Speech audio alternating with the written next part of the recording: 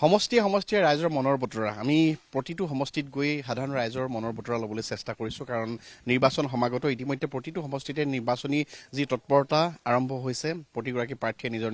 নিৰ্বাচনী প্ৰচাৰ চলোৱা দেখিবলৈ পোৱা গৈছে তাৰ সমান্তৰালভাৱে আমি সাধাৰণ ৰাইজৰ মনৰ বতৰা বা তেওঁলোকে বিগত সময়ছোৱাত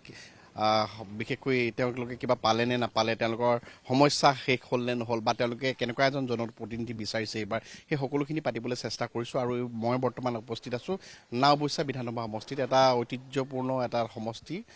যিটো সমষ্টিত আচলতে ডক্টৰ ভূপেন হাজৰিকাৰ পৰা আৰম্ভ কৰি বহু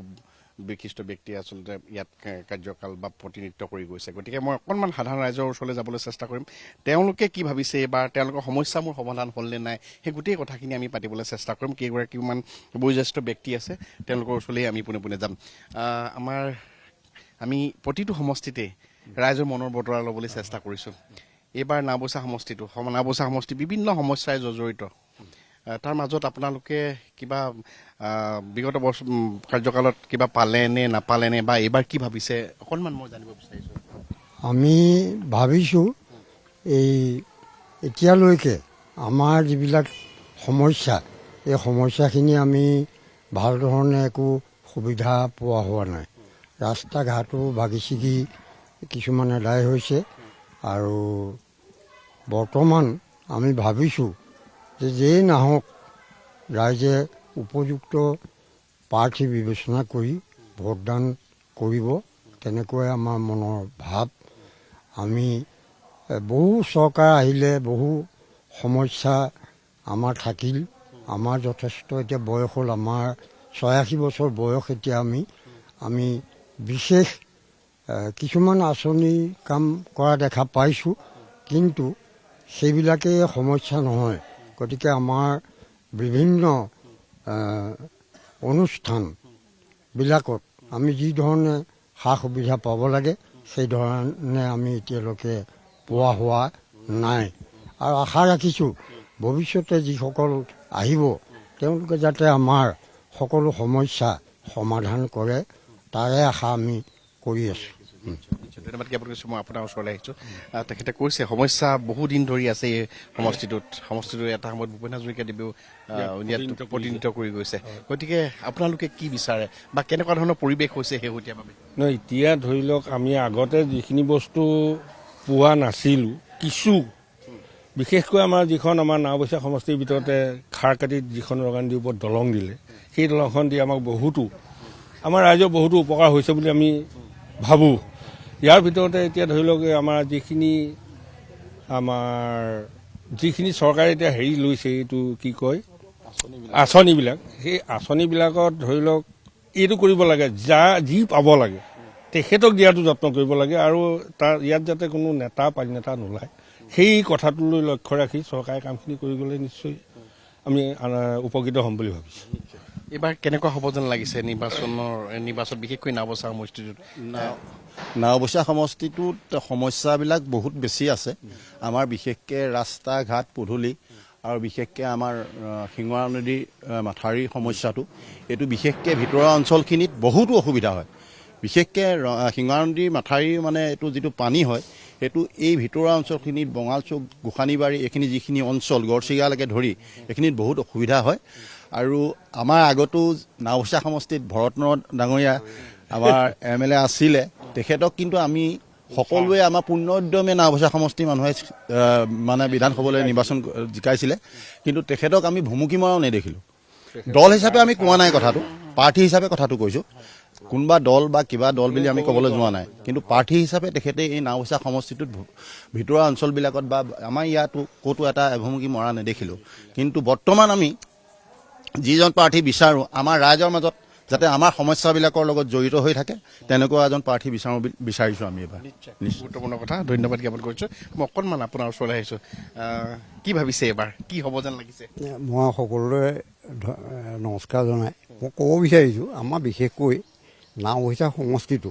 আমাৰ অতি পিছপৰা সমষ্টি হৈ আছে এতিয়াও বৰ্তমান কাৰণ যিহেতু ইয়াত আমাৰ যিসকল প্ৰতিনিধি আহে আমি বাছি পঠাওঁ তেখেতসকলে নাওবৈচা সমষ্টিটোৰ বিষয়ে বিশেষকৈ একো চিন্তা নকৰিলে আমি আগন্তুক যোৱা ইলেকশ্যনত আমি কংগ্ৰেছৰ আমাৰ ভৰত নৰদেৱ তেখেত ইয়াত MLA হ'ল। আমি কেইবাবাৰো তেখেতক লগ কৰিলোঁ, কিন্তু আমাৰ বিষয়ে নাওবৈচা সমষ্টিটোৰ বিষয়ে একো চিন্তা নকৰিলে। এদিন ইয়াত আমি তেখেতক 5 বছৰ পাৰ হৈ গ'ল, এদিনো দেখা নাপালোঁ। আমি ভাবিছোঁ এতিয়া যদি কেণ্ডিডেট বহুতকেইজন উঠিছে, তেখেতসকলে আমি যিজনে আমাৰ এই সমষ্টিটো উন্নয়নৰ কাৰণে চিন্তা কৰে আৰু চিন্তা কৰি আমাৰ সমাজৰ লগত ওতঃপ্ৰোতভাৱে জড়িত কৰি ৰাস্তা পদূলিবিলাক, এতিয়া আমাৰ যিটো এই ৰাস্তাটো আমাৰ কনকেশ্বৰ ৰোড বহুত পুৰণা ৰাস্তা। এই ৰাস্তা ভাগ অতি শোচনীয়। এতিয়া গাড়ী যালে আমি যাব নোৱাৰোঁ, খাল গোটেই পানী, গাড়ীয়েদি পানী মাৰে, মানুহ খোজকাঢ়ি যাব নোৱাৰে, এনেকুৱা অৱস্থা হৈছে। গতিকে এইখিনি আমাৰ প্ৰতিনিধি যদি তেখেতসকলে ওতঃপ্ৰোতভাৱে লাগি আমাৰ এই সমষ্টিটোৰ বিষয়ে উন্নয়নৰ বিষয়ে চিন্তা কৰে, তেতিয়া আমি সুখী হ'ম বুলি, আমাৰ ৰাইজ সুখী হ'ব বুলি ভাবিছোঁ। আমাৰ বিশেষ ক'বলৈ একো নাই। আমি এইটোৱে ভাবিছোঁ, আমাৰ প্ৰতিনিধিজনে আমাৰ ৰাইজৰ কাৰণে উপকাৰ যদি কিবা কৰি দিয়ে, আমি তেখেতক অশেষ ধন্যবাদ দিম। আমি তেনেকুৱা এজনেই ব্যক্তি বিচাৰিছোঁ। কি হ'ব এইবাৰ, কোন আহিব যেন লাগিছে? কোন মানে এতিয়া আমাৰ নাওবৈচা অঞ্চলটো অতি পিছপৰা আৰু বহুত মানে সমস্যাই জৰ্জৰিত। এতিয়া আমি আগৰ যিখিনি ইলেকশ্যন হৈ গ'ল তাত দেখিছোঁ যিকেইজনে জিকি যায় তেখেতখন নাওবৈচা সমষ্টিত নাথাকে। এতিয়া আমি এইটোৱে বিচাৰিছোঁ যাতে আমাৰ লগত থাকক, এজন লোকেল প্ৰাৰ্থী নিৰ্বাচন হওক, তেওঁ যাতে আমাৰ লোকেল সমস্যাবিলাকৰ লগত জড়িত হওক। এতিয়া আমাৰ ৰাস্তা ঘাটৰ পৰা বুলি ধৰি, যাতায়াতৰ পৰা বুলি ধৰি, বানপানীৰ পৰা বুলি ধৰি, নিবনুৱা সমস্যাৰ পৰা আদি কৰি একেবাৰে অতি পিছপৰা অঞ্চল। কিন্তু আজি যিটো অঞ্চলত আজি ভূপেন হাজৰিকাকে ধৰি ঐতিহ্যমণ্ডিত এটা নাওবৈচা সমষ্টি, অতি পুৰণি সমষ্টি, কিন্তু আজি 126টা সমষ্টিৰ ভিতৰত আমাৰ নাওবৈচা সমষ্টি যেনেদৰে উন্নয়ন হ'ব লাগিছিল, কিন্তু বৰ্তমান আমি দেখা নাই, অতি পিছপৰা। গতিকে আমি ৰাইজে এইটোৱে বিচাৰিছোঁ, যিজনে ৰাইজৰ লগত থাকি ৰাইজৰ উন্নয়ন কৰে, এই ৰাস্তা ঘাটৰ বিষয়ে চাই বা বানপানীৰ সমস্যা সমাধান কৰে, বা যিজনক আমি সততে লগ পাওঁ, তেনেকুৱা এজন প্ৰাৰ্থী নিৰ্বাচিত হওক আৰু তেওঁ যাতে অঞ্চলটোৰ বিষয়ে মানে চিন্তা কৰে বা আৰ্থ উন্নয়ন বা সামাজিক বা ৰাজনৈতিক সকলো দিশতে যাতে এই অঞ্চলটোক 126টা সমষ্টিৰ ভিতৰত 1 নম্বৰ কৰে, তাকে কামনা। গতিকে নিশ্চয় ধন্যবাদ জ্ঞাপন কৰিছোঁ। বহুত গুৰুত্বপূৰ্ণ কথা ক'লে। মই অকণমান আপোনাৰ পৰা শেষত সকলোৱে কৈছে ৰাইজৰ হকে কাম কৰা মানুহ লাগে, ৰাইজৰ লগত থকা মানুহ লাগে, সমস্যা শেষ কৰা মানুহ লাগে। আমিও সেইটোকে বিচাৰিছোঁ, আমাক লাগে ৰাইজৰ কাম কৰা। আমাৰ নাওবৈচা অঞ্চলটো বহুত পিছপৰা, বিশেষ আমাৰ এতিয়া বাৰিষা হোৱাৰ লগে লগে বানপানীয়ে আমাৰ জোৰদাৰ কৰে। যেনেকৈ আমাৰ গোসাঁনীবাৰী সেই অঞ্চলটোত যে পানীটো গৈ জমা হয়, সেই অঞ্চলটোৰ পৰা 6, 7, 8, 10খন গাঁৱৰ খেতি লোকচান হয়। গতিকে নতুন চৰকাৰ আহিবলৈ আশা আছে, আহক, আমাৰ লগত যোগাযোগ কৰি আমাক এই বিষয়খিনি নিবাৰণ কৰে বুলি আমি আশা কৰিছোঁ। ধন্যবাদ জ্ঞাপন কৰিছোঁ, সকলোকে ধন্যবাদ জ্ঞাপন কৰিছোঁ। এয়া আছিল নাওবৈচা সমষ্টি সাধাৰণ ৰাইজৰ মনৰ কথা, আৰু তেওঁলোকে ইতিমধ্যে কৈছে যে যথেষ্ট সমস্যা জৰ্জৰ এটা সমষ্টি নাওবৈচা, আৰু বিগত সময়ছোৱাত যেনেধৰণে আচলতে এই সমষ্টিটোৰ উন্নয়ন হ'ব লাগিছিল তেনেকুৱা ধৰণৰ উন্নয়ন হোৱা নাই। গতিকে এইবাৰো তেওঁলোকে এনে এজনৰ প্ৰতিনিধি বিচাৰিছে যাৰ